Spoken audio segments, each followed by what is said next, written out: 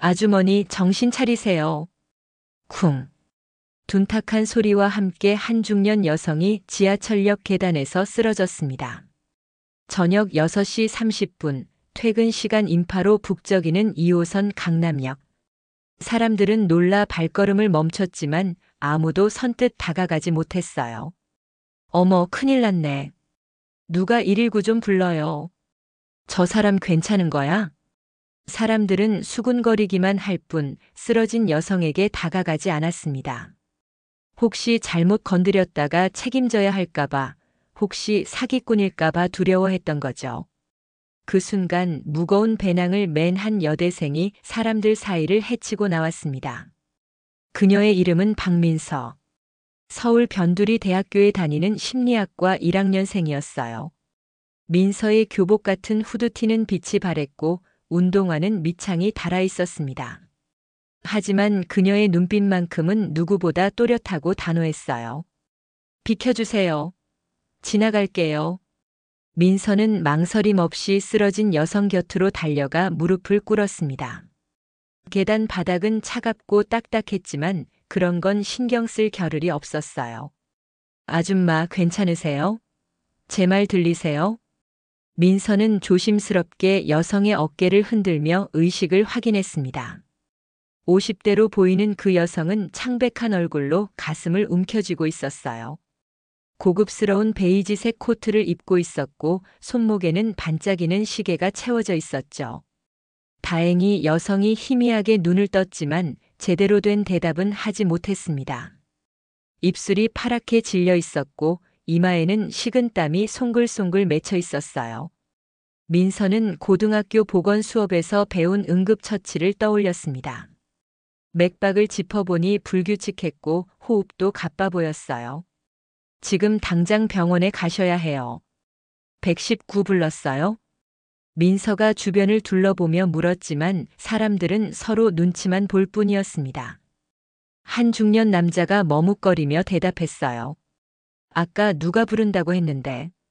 구급차가 언제 올지 모르잖아요. 이 시간엔 길도 막히고. 그럼 안 되죠. 민서는 순간 결단을 내렸습니다. 주머니를 뒤져 낡은 지갑을 꺼냈어요. 1만 원짜리 2장과 1,000원짜리 3장. 23,000원. 이번 주 생활비로 남은 전부였습니다. 편의점 야간 알바를 하지만 이번 주 알바비는 아직 받지 못했어요. 다음 주 월요일에나 들어올 돈이었죠. 그러니까 지금 이 돈은 앞으로 5일을 버텨야 하는 전 재산이었습니다. 민서는 잠시 망설였습니다. 이 돈으로 일주일을 어떻게 버티지? 라면이라도 사 먹어야 하는데. 하지만 눈앞에 쓰러진 여성을 보니 더 이상 망설일 수가 없었어요. 할머니가 늘 말씀하셨지. 어려운 사람을 도울 수 있다는 건 축복받은 거라고. 가진 게 없어도 남을 도울 줄 아는 사람이 진짜 부자라고. 민서는 벌떡 일어나 지하철역 출구 쪽으로 뛰어갔습니다. 택시 정류장이 보였어요. 다행히 택시 한 대가 신호를 기다리고 있었습니다. 기사님, 기사님 여기요. 민서는 필사적으로 손을 흔들었습니다.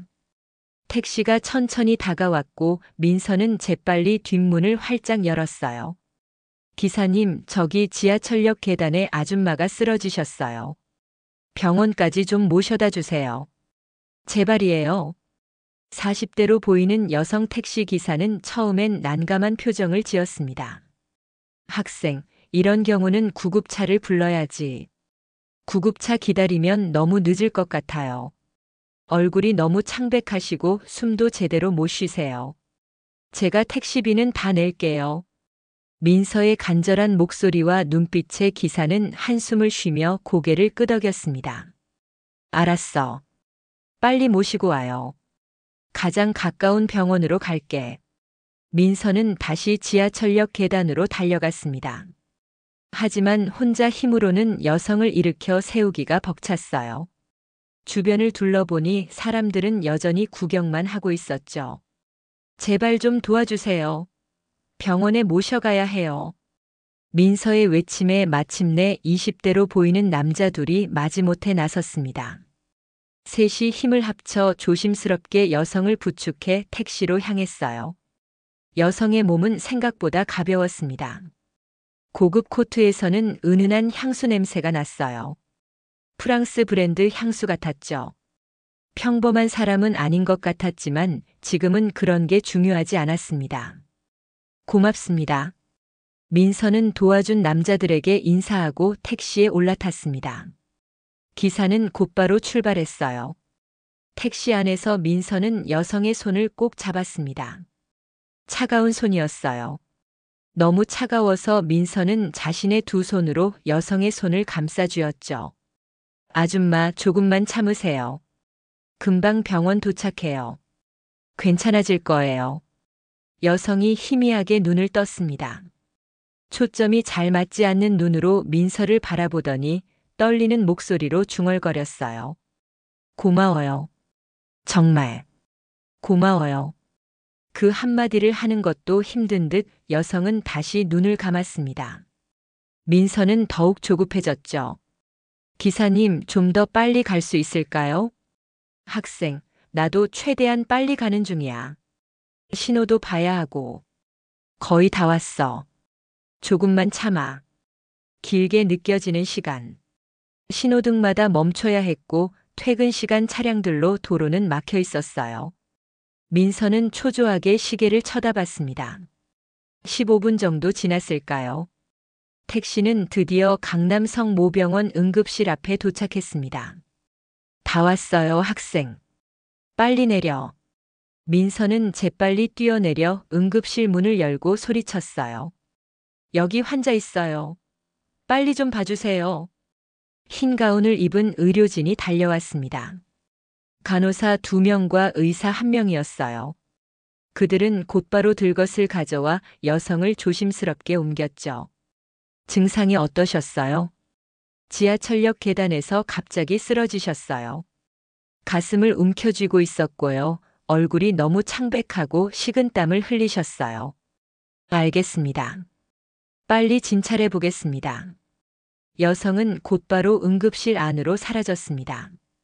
민서는 안도의 한숨을 내쉬며 벽에 기댔어요. 온몸에 힘이 빠지는 것 같았죠. 그때 택시 기사가 다가왔습니다. 학생 택시비. 아, 네.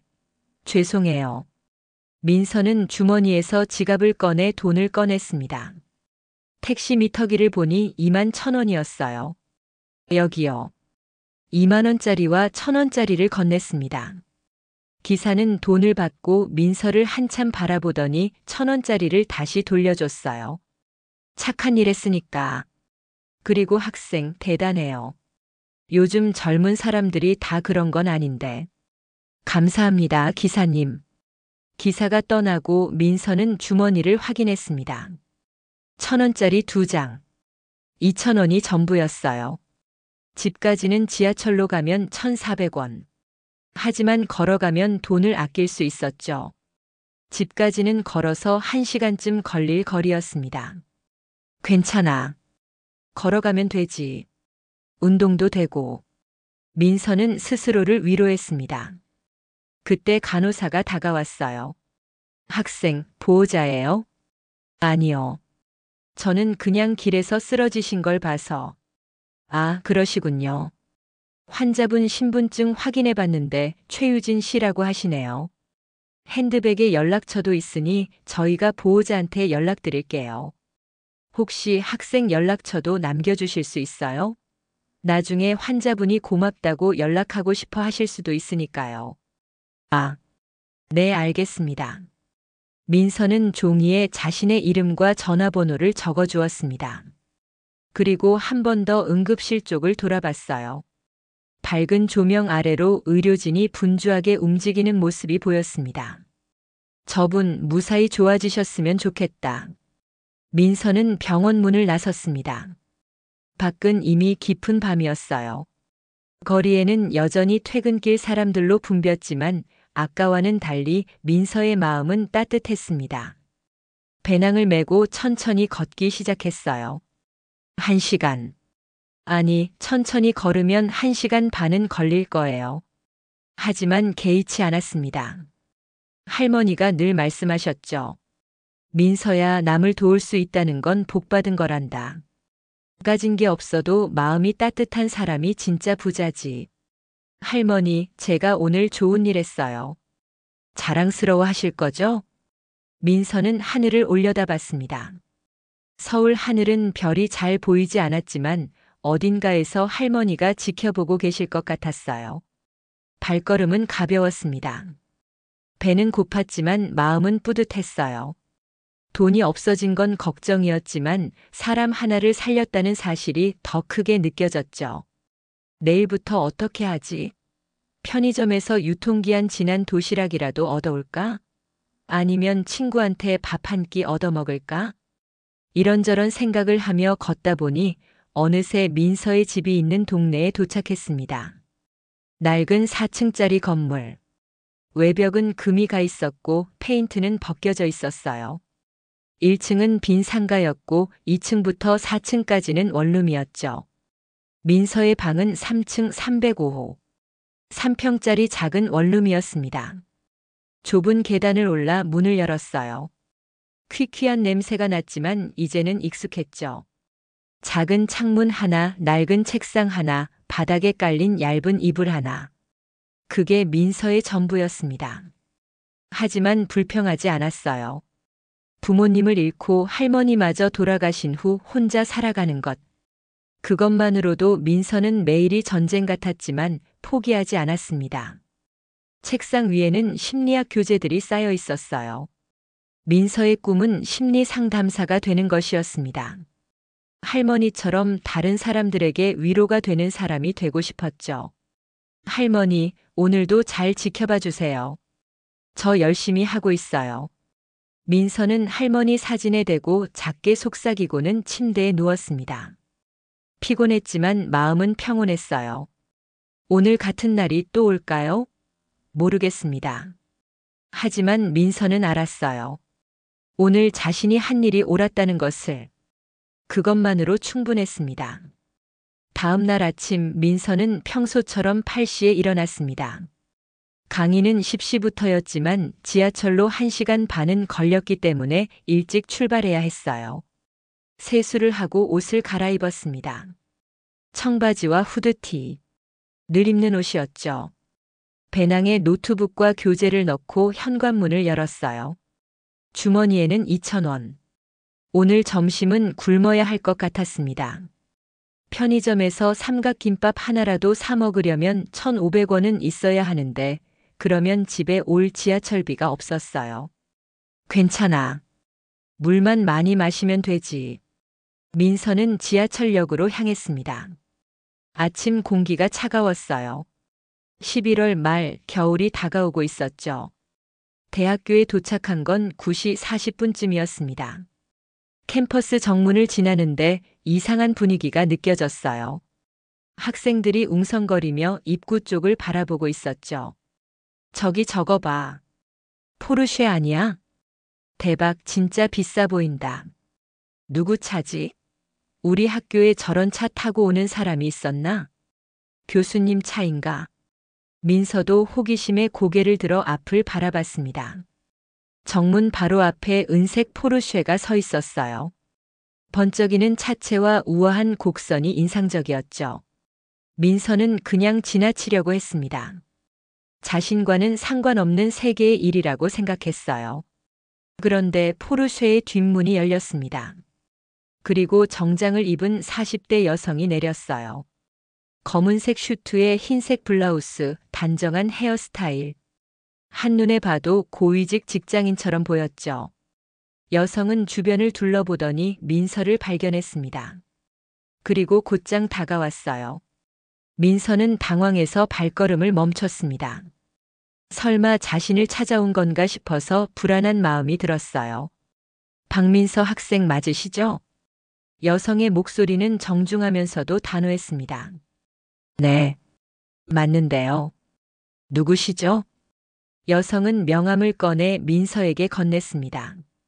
고급스러운 종이에 금박으로 글씨가 새겨져 있었어요. 유진그룹 비서실 이혜린. 유진그룹. 민서도 아는 이름이었습니다. 화장품과 패션 브랜드로 유명한 중견기업이었죠. 직원 수만 3,000명이 넘는다고 들었어요.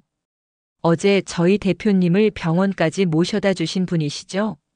민서는 그제야 어제 쓰러진 여성이 대기업 대표였다는 걸 알았습니다. 순간 머릿속이 하얘졌어요.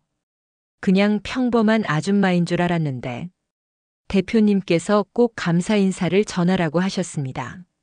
학생분 덕분에 큰 위기를 넘겼다고 하시면서요. 이혜리는 서류 가방을 열어 두툼한 흰색 봉투를 꺼냈습니다. 대표님께서 감사의 표시로 이것을 전해드리라고 하셨습니다. 어제 택시비도 있고 무엇보다 생명의 은인에게 드리는 작은 성이라고 생각해 주시면 됩니다. 봉투가 상당히 두툼했습니다. 얼마나 들어있는지는 모르겠지만 적지 않은 금액인 것 같았어요. 민서는 봉투를 보고 고개를 저었습니다. 주변 학생들이 모두 지켜보고 있다는 걸 의식하면서도 단호하게 거절했어요. 감사하지만 받을 수 없습니다. 학생, 이건 정당한 보상입니다. 대표님께서 직접 지시하신 일이고요. 죄송하지만 저는 대가를 바라고 한 일이 아니에요. 누구든 그 상황에서는 그렇게 했을 거예요. 민서의 목소리는 떨렸지만 확고했습니다. 이혜린의 눈썹이 올라갔어요. 의외라는 표정이었죠. 아마 이런 거절은 예상하지 못했나 봅니다. 학생, 이건 단순한 돈이 아닙니다. 대표님의 진심이 담긴. 비서실장님, 정말 감사한 마음은 알겠습니다.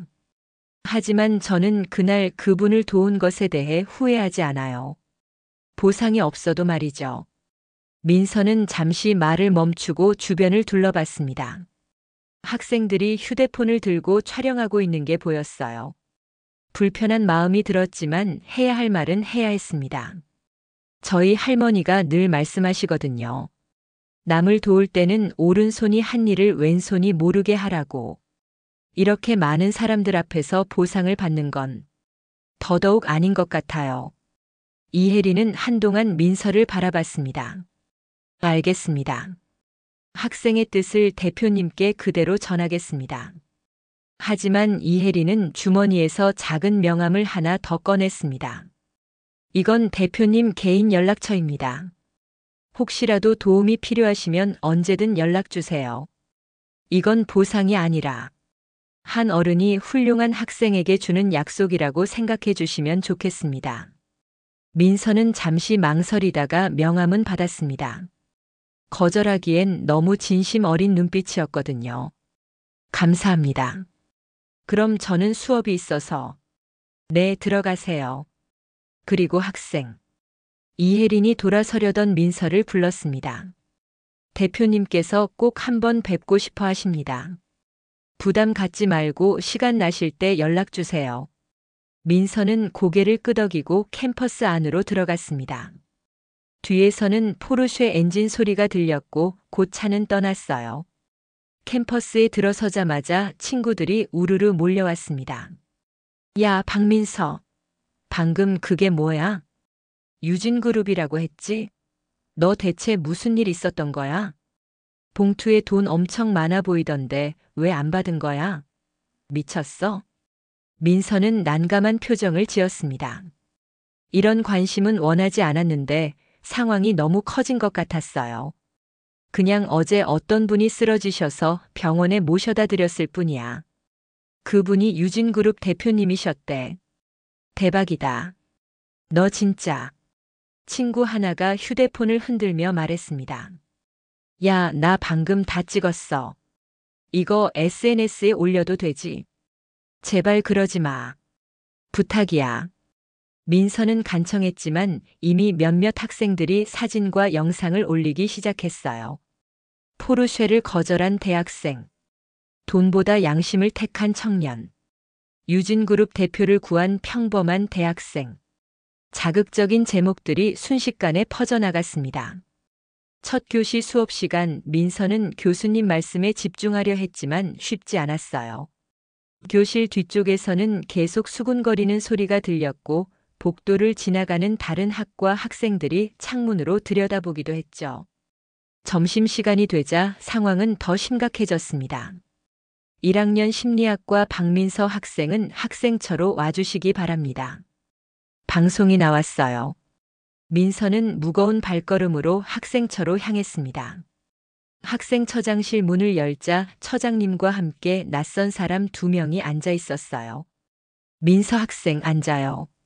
처장님의 표정이 복잡했습니다. 자랑스러우면서도 걱정스러운 그런 표정이었죠. 방금 여러 언론사에서 연락이 왔습니다. 학생 이야기를 취재하고 싶다고 하는데 죄송하지만 인터뷰는 하고 싶지 않습니다. 그냥 조용히 지나갔으면 좋겠어요. 민서 학생이 한 일은 정말 훌륭한 일이에요. 많은 사람들에게 좋은 영향을 줄 수 있어요. 처장님, 저는 그냥 평범한 학생이고 싶어요. 이런 관심은 부담스러워요. 처장님은 고개를 끄덕였습니다. 알겠어요. 학교에서 언론 대응은 막도록 할게요. 하지만 이미 SNS에 퍼진 건 우리가 막을 수 없어요. 민서는 한숨을 쉬었습니다. 하루아침에 인생이 복잡해진 것 같았어요.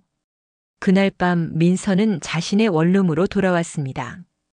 지친 얼굴로 현관문을 열자 익숙한 공간이 보였어요. 작은 냉장고, 전기밥솥 하나, 낡은 책상. 그게 민서의 전부였습니다. 휴대폰을 확인하니 메시지가 수십 개 와 있었어요. 친구들, 선배들, 심지어 알지도 못하는 사람들까지. 너 대박이다.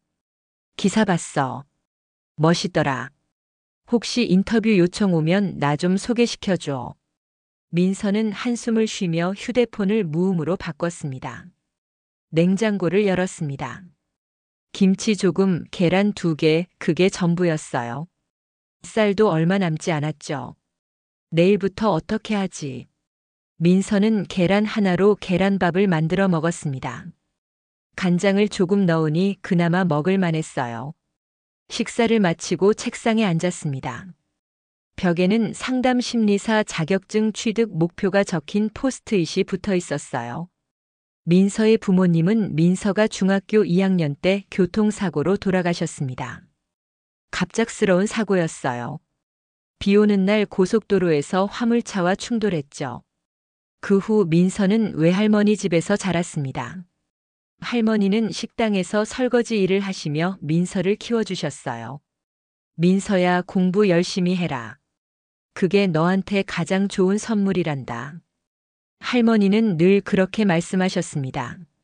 민서는 열심히 공부했어요. 장학금을 받아 대학에 진학했죠. 하지만 대학 입학 직전 할머니마저 돌아가셨습니다. 오랫동안 앓던 당뇨 합병증이 악화된 거였어요. 민서야, 할머니는 이제 가야 할 것 같구나. 할머니 안 돼요. 제가 취직해서 할머니 병원비 다 낼 거예요. 조금만 참아요. 착한 우리 민서. 할머니는 행복했어. 너처럼 착한 손녀를 둬서. 그게 할머니의 마지막 말씀이었습니다. 장례식은 조촐했습니다. 친척도 별로 없었고 돈도 없었으니까요. 민서는 혼자서 모든 걸 처리했어요. 19살의 나이에. 그 후 1년. 민서는 혼자 살아왔습니다. 편의점 야간 알바로 생활비를 벌고 장학금으로 등록금을 냈어요. 외롭지 않냐고요? 물론 외로웠습니다. 밤마다 울기도 했어요. 하지만 포기할 수는 없었습니다. 할머니, 저 잘하고 있죠? 포기하지 않고 있어요. 민서는 할머니 사진을 쓰다듬으며 중얼거렸습니다. 일주일이 지났습니다. 민서의 이야기는 여전히 SNS에서 회자됐지만 점차 잊혀져 가고 있었어요. 그러던 어느 날 민서에게 문자가 왔습니다. 유진그룹 최유진입니다. 시간 되실 때 한번 뵙고 싶습니다. 부담 갖지 마시고 그저 감사 인사를 전하고 싶을 뿐입니다. 민서는 망설였습니다. 하지만 거절하기도 뭐했어요. 어쨌든 자신을 찾아준 진심에는 답해야 할 것 같았죠. 이번 주 토요일 괜찮으시면 연락 주세요. 민서는 답장을 보냈습니다. 토요일 오후 2시. 약속 장소는 강남의 조용한 카페였습니다. 고급스러운 분위기의 카페였지만 지나치게 화려하지는 않았어요. 민서가 도착했을 때 최유진은 이미 와 있었습니다. 창가 자리에 앉아 밖을 바라보고 있었죠. 대표님. 민서가 다가가자 유진이 돌아봤습니다. 그리고 환한 미소를 지었어요. 민서 씨 와주셔서 고마워요. 앉으세요. 유진은 지난번보다 훨씬 건강해 보였습니다. 얼굴에 혈색이 돌았고 눈빛도 밝았어요. 건강 많이 좋아지셨네요. 당신 덕분입니다. 유진의 눈이 촉촉해졌어요. 의사 선생님이 그러시더라고요. 15분만 늦었어도 위험했을 거라고. 당신이 아니었다면 저는. 다행이에요. 누구라도 그랬을 거예요. 아니에요. 유진은 고개를 저었습니다. 그날 그 많은 사람들 중에 당신만 움직였어요. 다른 사람들은 다 그냥 지나갔죠. 웨이터가 커피를 가져왔습니다. 유진은 커피를 한 모금 마시고 천천히 말을 이었어요. 실례지만 제가 조사를 좀 했어요. 민서 씨가 혼자 사신다고 들었습니다. 민서는 불편한 표정을 지었어요. 사생활을 조사당한 기분이었죠. 죄송해요. 기분 나쁘셨다면 사과할게요. 하지만 당신이 너무 궁금했어요. 어떤 사람이길래 그렇게 당연하게 남을 도울 수 있는지. 유진은 잠시 말을 멈췄다가 다시 입을 열었습니다. 제게 딸이 있었어요. 민서는 놀란 눈으로 유진을 바라봤습니다. 이수진. 25살이었어요. 당신보다 6살 많았죠. 15년 전 교통사고로 잃었습니다. 유진의 목소리가 떨렸습니다. 눈가가 붉어졌어요. 비 오는 날이었어요. 저녁 약속이 있어서 차를 몰고 가던 중이었대요. 빗길에 미끄러져서. 그 자리에서 유진은 말을 잇지 못하고 눈물을 닦았습니다. 대표님, 괜찮아요.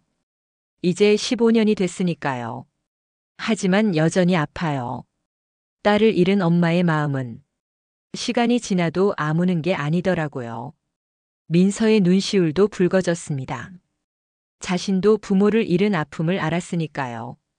당신을 보니 제 딸이 생각났어요. 딸이 살아있었다면 당신 또래였을 거예요. 착하고 따뜻하고 남을 먼저 생각하는 그런 아이였죠. 유진은 핸드백에서 지갑을 꺼내 사진 한 장을 보여줬습니다. 밝게 웃고 있는 젊은 여성의 사진이었어요. 예쁘시네요. 닮았어요. 당신이랑. 머리카락 색깔도 비슷하고 눈웃음도 비슷해요. 유진은 사진을 다시 지갑에 넣으며 말했습니다. 이상한 제안으로 들릴 수도 있어요. 하지만 제 진심을 들어주셨으면 해요. 민서는 긴장했습니다. 무슨 말을 하려는 걸까요? 당신의 학비와 생활비를 제가 지원하고 싶습니다. 네. 민서는 깜짝 놀랐습니다. 딸을 잃고 15년 동안 저는 공허했어요. 회사 일에 파묻혀 지냈지만 집에 돌아가면 텅 빈 거예요. 딸의 빈자리를 채울 수 있는 건 아무것도 없었죠. 유진은 민서의 손을 잡았습니다. 누군가를 돕는 게 제 상처를 치유하는 길이 될 것 같아요. 그리고 당신은 제 생명의 은인이기도 하고요. 제발 거절하지 말아요. 대표님 하지만 대가는 없어요. 졸업 후에 제 회사에 취직하라는 것도 아니고 뭔가를 해달라는 것도 아니에요. 그냥 제가 하지 못한 일을 하고 싶을 뿐입니다. 딸에게 해주지 못한 것들을요. 민서는 말을 잃었습니다. 이런 제안은 처음이었어요. 생각해보고 연락주세요. 부담 갖지 말고요. 그날 밤 민서는 잠을 이룰 수 없었습니다. 유진의 제안이 계속 머릿속을 맴돌았어요. 받아야 하나? 하지만 왜? 정말 대가 없이 해주는 걸까? 아니면 나중에 뭔가를 요구하는 걸까? 고민이 꼬리를 물었습니다. 하지만 유진의 눈빛이 떠올랐어요. 딸을 잃은 슬픔 그리고 누군가에게 엄마가 되고 싶은 간절함. 그 눈빛은 진심이었습니다. 할머니라면 뭐라고 하셨을까? 민서는 할머니 사진을 보며 생각했습니다. 할머니는 늘 말씀하셨죠. 민서야, 세상에는 좋은 사람도 많단다. 진심으로 남을 돕고 싶어 하는 사람들. 그런 사람의 호의를 거절하는 것도 신뢰란다. 민서는 결심했습니다. 다음 날 민서는 유진에게 전화를 걸었습니다. 대표님, 저 제안을 받아들이고 싶어요. 하지만 조건이 있어요. 말해봐요. 저도 뭔가를 드리고 싶어요. 아르바이트라도 하면서요. 그냥 받기만 하는 건 좀 아닌 것 같아요. 유진은 웃었습니다. 따뜻한 웃음이었어요. 알겠어요. 그럼 주말마다 저랑 같이 시간을 보내요. 밥도 먹고 영화도 보고. 그게 당신이 해줄 일이에요. 어때요? 그 정도면 괜찮을 것 같아요. 고마워요, 민서 씨. 아니, 이제 민서라고 불러도 될까요? 네, 대표님. 우리 이제 가족 같은 사이니까. 가족. 그 단어에 민서의 가슴이 뭉클해졌습니다. 첫 만남은 어색했습니다. 유진은 강남에 있는 펜트하우스에 살았어요. 40평이 넘는 넓은 집, 전면 유리창으로 보이는 서울 야경, 고급 가구들. 민서에게는 다른 세계였습니다. 앉아요, 민서. 불편하게 생각하지 말고. 네. 집이 정말 멋져요. 감사해요. 하지만 혼자 사니까 너무 넓어요. 유진의 표정이 슬퍼졌습니다. 첫 저녁 식사는 중국 음식이었어요. 유진이 직접 주문한 고급 중식당 배달이었죠. 많이 먹어요. 젊은 사람이 너무 마른 것 같아서 걱정이에요. 감사합니다. 잘 먹겠습니다. 민서는 조심스럽게 음식을 먹었습니다. 평소에는 라면이나 김밥으로 끼니를 때우던 민서에게 이런 음식은 사치였어요. 민서, 편하게 먹어요. 여기가 이제 당신 집이기도 한 거예요. 시간이 지나면서 두 사람은 조금씩 가까워졌습니다. 유진은 매주 주말 민서를 만났어요.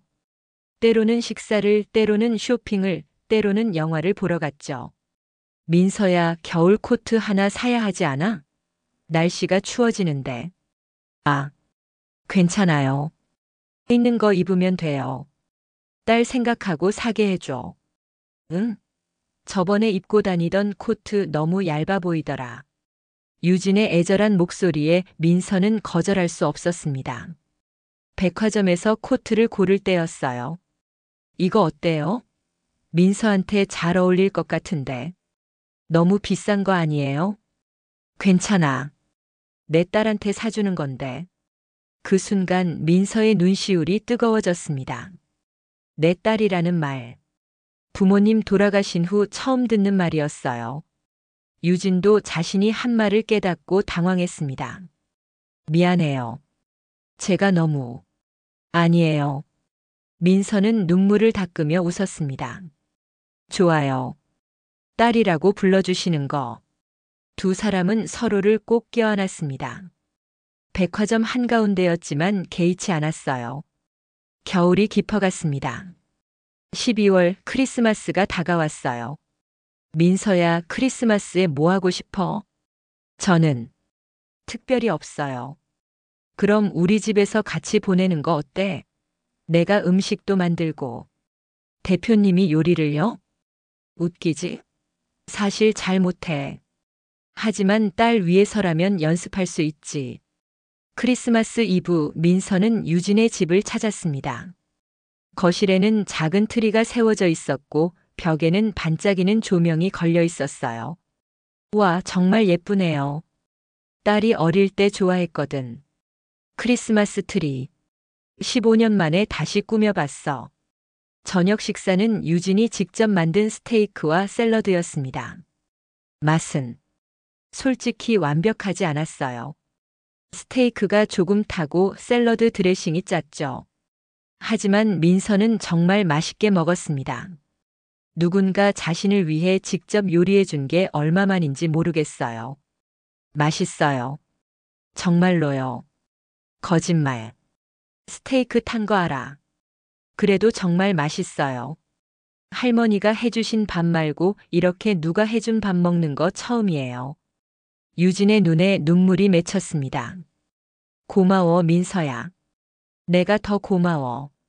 식사 후 두 사람은 트리 아래 앉았습니다. 민서야, 선물 있어. 유진은 예쁘게 포장된 상자를 건넸어요. 열어봐. 상자 안에는 노트북이 들어 있었습니다. 최신형이었어요. 이건 너무. 학교 다니는데 필요하잖아. 내가 도서관에서 빌려 쓴다고 하던데 이제 내 거 쓰는 거야. 민서는 울컥했습니다. 노트북 하나가 이렇게 고마울 수 있을까요? 감사합니다. 정말 감사합니다. 저도 드릴 게 있어요.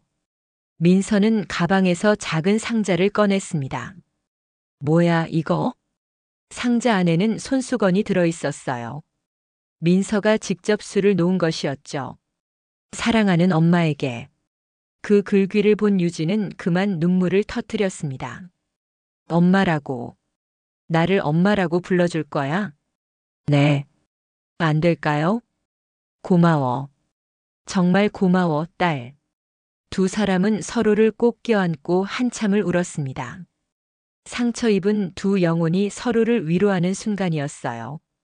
그 크리스마스 이후 민서와 유진의 관계는 더욱 깊어졌습니다. 민서는 유진을 엄마라고 불렀고 유진은 민서를 딸이라고 불렀어요. 피는 섞이지 않았지만 마음은 진짜 가족이었습니다. 행복한 시간은 오래 가지 않았습니다. 이듬해 봄 한 타블로이드 신문 기자가 두 사람의 관계를 파헤치기 시작했어요.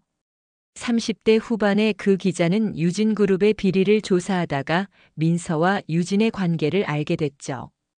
유진그룹 대표 대학생과 수상한 관계. 거액 지원 뒤 숨겨진 진실은? 혹시 어린 애인 아니야? 말도 안 되는 추측성의 자극적인 기사 제목들이 쏟아졌습니다. 민서는 학교에서 수군거리는 소리를 들어야 했어요. 저의 대표 애인이래. 돈으로 산 관계 아니야? 에이, 설마. 근데 좀 이상하긴 해. 민서는 괴로웠습니다. 순수했던 관계가 더럽혀지는 것 같았어요. 유진도 힘들었습니다. 딸처럼 아끼던 민서가 상처받는 모습을 보는 게 너무 고통스러웠죠. 민서야, 미안해. 내가 조심하지 못해서. 아니에요, 엄마. 엄마 잘못이 아니에요. 사람들이 이상한 거죠.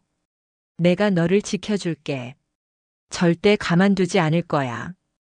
유진은 곧바로 법무팀을 동원했습니다. 최진수 기자를 명예훼손으로 고소했어요. 하지만 소문은 이미 퍼진 뒤였습니다. SNS에서는 온갖 추측들이 난무했죠. 저 둘 관계 뭐야? 좀 이상하긴 해. 민서는 학교 가기가 두려워졌습니다. 복도를 걸을 때마다 사람들의 시선이 느껴졌어요. 어느 날 민서는 유진에게 전화를 걸었습니다. 엄마, 저 이제 그만할까요? 사람들 눈이 너무 부담스러워요. 뭐라고? 민서야, 그러면 안 돼. 우리 잘못한 거 없어.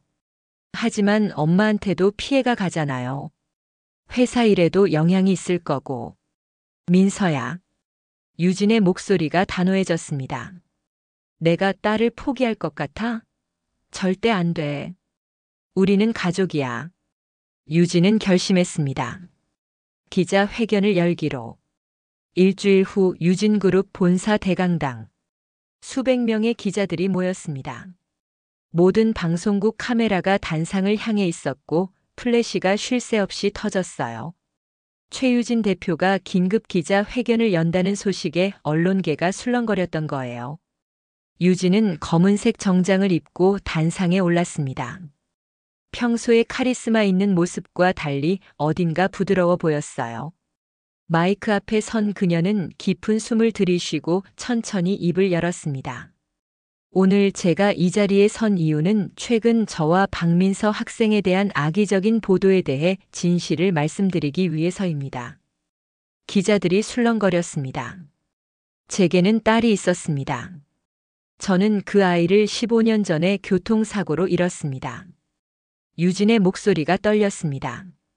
딸을 잃은 후 15년 동안 저는 공허했습니다.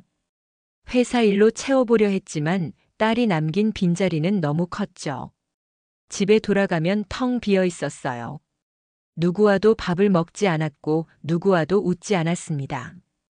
그녀는 잠시 말을 멈추고 물을 한 모금 마셨습니다. 작년 가을 제가 지하철역에서 쓰러졌을 때 박민서 학생이 저를 구해줬습니다. 그 많은 사람들 중에 단 한 명, 민서만이 저를 도와줬어요. 플래시가 더욱 빠르게 터졌습니다. 민서를 보며 제 딸이 생각났습니다. 딸이 살아있었다면 민서 또래였을 거예요. 착하고 따뜻하고 남을 먼저 생각하는 그런 아이였죠. 유진의 눈에서 눈물이 흘렀습니다. 저는 민서에게 학비와 생활비를 지원하고 있습니다. 그리고 주말마다 함께 시간을 보냅니다. 이것이 이상한 관계인가요? 유진의 목소리가 높아졌어요. 저는 15년 동안 누군가를 딸이라고 부르지 못했습니다. 그 빈자리가 얼마나 큰지 딸을 잃지 않은 사람은 모를 거예요. 민서는 저에게 다시 엄마가 될 기회를 줬습니다. 그리고 저는 민서에게 엄마가 되어주고 싶었어요. 이게 잘못인가요? 기자 한 명이 손을 들었습니다. 대기업 회장님께서 지하철역에는 왜 가신 겁니까? 그리고 몸이 안 좋으신가요? 왜 쓰러지신 거죠? 유진이 슬픈 표정으로 천천히 대답했다. 그 장소 근처가 제 딸아이가 사고가 난 곳입니다. 그날은 그 아이 기일이라 그곳을 찾은 거고요. 그리고 딸아이를 잃고 가끔 호흡곤란 증세가 오는 것도 사실입니다. 기자들이 고개를 끄덕였고 또 한 명의 기자가 다시 질문을 이어갔습니다. 하지만 혈연도 아닌데 그렇게 많은 돈을 지원하는 게 돈이 문제인가요? 유진이 끊어 말했습니다. 생명의 은인한테 그 정도도 못하나요? 그리고 제가 번 돈을 누구에게 쓰든 그게 법에 어긋나나요? 저는 딸에게 돈을 쓰고 있을 뿐입니다. 유진의 반박에 기자들이 조용해졌습니다. 우리 사회가 너무 좁은 정의로 가족을 규정하는 건 아닐까요? 혈연만이 가족인가요? 진심으로 서로를 아끼고 사랑하는 사람들도 가족이 될 수 있지 않나요? 유진은 단상 아래를 바라봤습니다.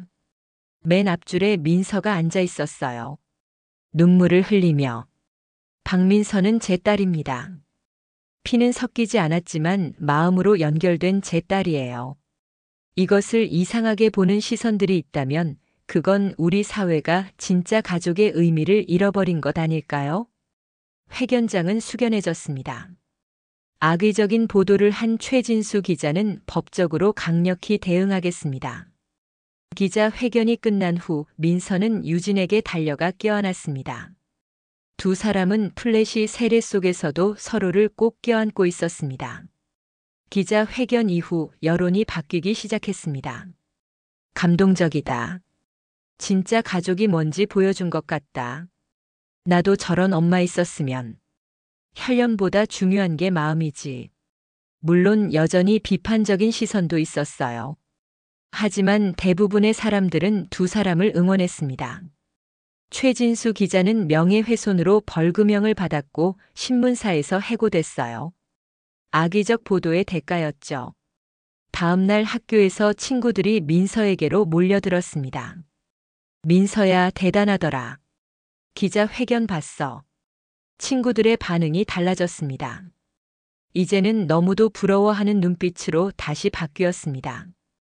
그해 여름 유진은 민서에게 제안했습니다. 민서야, 우리 같이 살지 않을래? 네. 내 집에 빈 방이 많아. 내가 학교 다니는데도 가까울 거고. 그리고 진짜 가족처럼 같이 살고 싶어. 민서는 잠시 고민했습니다. 하지만 오래 걸리지 않았어요. 좋아요, 엄마. 저도 그러고 싶었어요. 이사는 간단했습니다. 민서의 짐이 얼마 없었거든요. 옷 몇 벌, 책 몇 권, 할머니 사진. 이게 전부야? 네. 제가 가진 게 별로 없어서. 이제는 우리 거 같이 쓰는 거야. 알았지? 민서의 방은 유진의 딸 수진이 쓰던 방이었습니다. 15년 동안 비어있던 그 방. 괜찮아? 혹시 부담스러우면 다른 방을. 아니요. 괜찮아요. 오히려 영광이에요. 방에는 수진의 흔적이 조금 남아 있었어요. 책장에 꽂힌 책들, 벽에 붙은 포스터. 이거 그대로 둬도 돼요? 그럼. 수진이도 동생 생긴 거 좋아할 거야. 두 사람은 함께 생활하기 시작했습니다.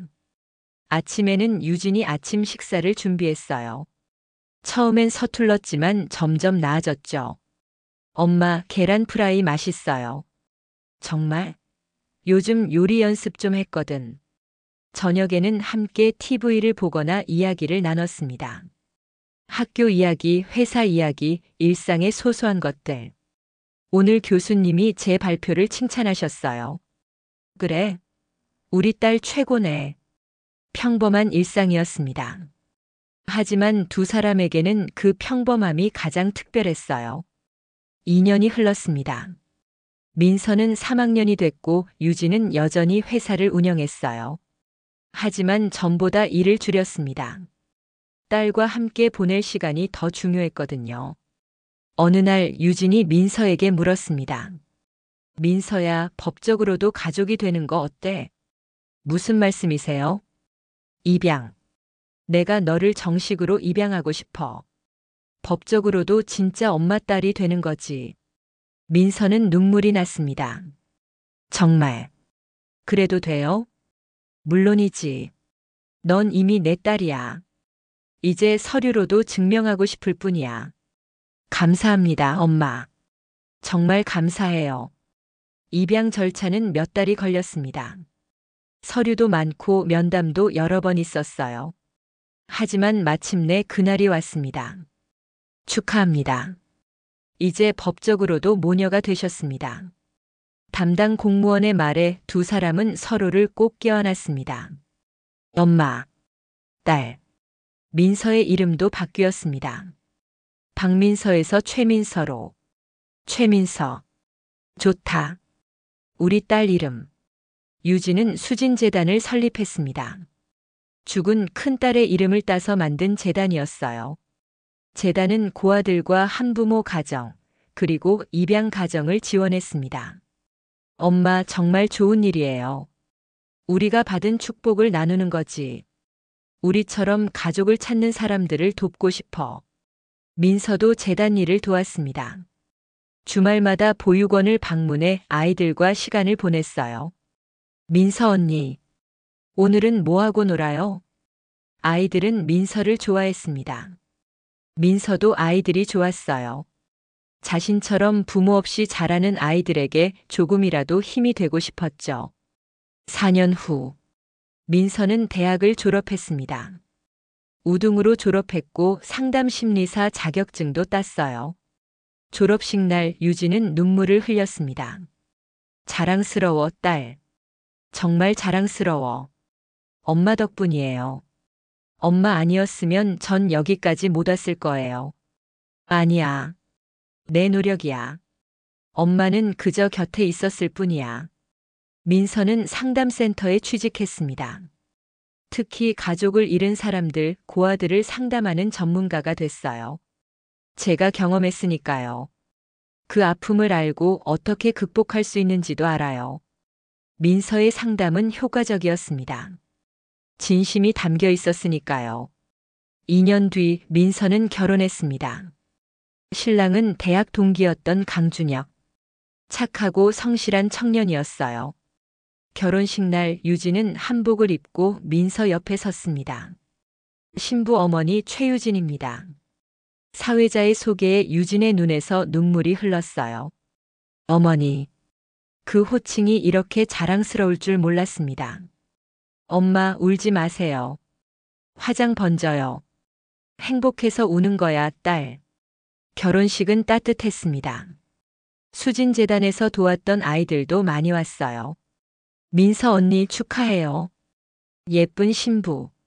민서는 웃으며 아이들을 안아줬습니다. 그리고 1년 후, 민서는 아기를 낳았습니다. 딸이었어요. 엄마 할머니 되신 거 축하해요. 할머니. 내가 할머니가 됐네. 유진은 손녀를 안고 눈물을 흘렸습니다.